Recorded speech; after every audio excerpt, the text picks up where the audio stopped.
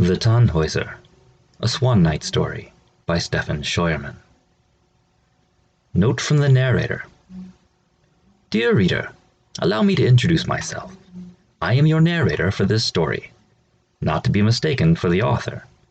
Mr. Scheuermann is a decent enough fellow, and although I am but a product of his imagination, a creation of his, if you will, during the course of this book's production, I have evolved and developed into something beyond the author.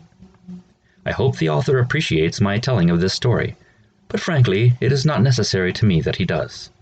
This is now my story to tell, and I sit here with my own voice and my own opinions on the characters and events that fill the following pages.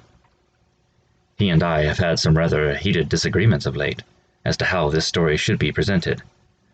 But since technically I still live inside of the author's head rent-free, I will bear his opinions in mind.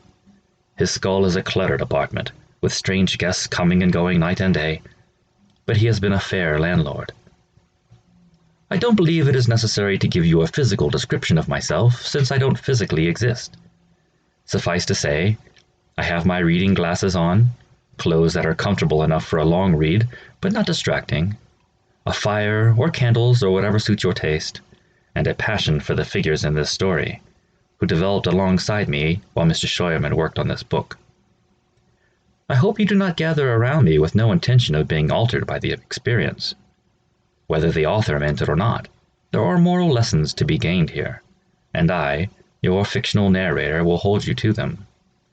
So place on my head whatever face suits you, your grandfather's, an uncle's, or even your mother's. It is all the same to me, so long as you listen intently and open your hearts to the story of the Tannhäuser. With sincere well wishes, the narrator.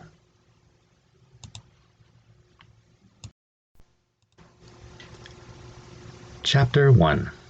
The Rustic Defender. November 11th, 1197. The clop of horse hooves harmonized exquisitely with the roll of wagon wheels and the late morning song of the birds, to serenade a dulcet and hypnotic lullaby to the Baroness. It was also heard, no doubt, by the unborn child within her, the sixth baby of Baron Luitpold von Tannhausen, and his wife Mathildis was usually quite active, tossing, turning, and kicking through day and night. But the sounds and the motions that conspired to weight the Baroness's eyelids also lulled the baby to rest. Although it was cold on the open cart, the sun was direct, and aside from a little nip on her shaded ear, Mathildis was warm and comfortable. They were both well at ease. Mathildis was secure under the guard of her husband's men. One drove the cart and two rode beside her. She was returning from a visit to her father and mother, Count Egon von Urach and Elizabeth von Seringen. Mathildis's mind drifted in that strange place between dreaming and conscious thought. For her, there was little difference between the two. Her life had been privileged, and there was nothing her dreams could offer that the circumstances of her life could not match. Her dreamy thoughts that morning were ended abruptly by the holler of men in anguish, the rearing of the horses, and the splatter of blood across her face. They were under attack. By the time her eyes were wide and her wits fully about her, her husband's men were dead. In her swollen state, nearly full term in her pregnancy, she faced the attackers alone. They were two dirty, crude men who barked vulgarities so crass, so savage, that they were hardly intelligible to the Baroness, while they waved rusty, bloody tools in the air above their heads. They did not seem to notice the blood of the Baron's men drop into their hair and fling from their flailing hands like the rusty rays of a sunset. Nor did they seem to notice the sixth child of Luitpold von Tannhausen, who kicked against Mathildis's belly in violent competition with the terrified heart that pounded against her chest. The attackers stood side by side and yelled at Mathildis. She could make no sense of their shrill howling. Were they going to rob her, capture her, or kill her? Perhaps they did not know. It was hard for Mathildis to imagine any sort of plan behind those wild eyes. She mustered the courage to speak to them, but when she opened her mouth, the only new sound added to the scene was a low and dull thud. It accompanied the immediate silence of one of the wild men.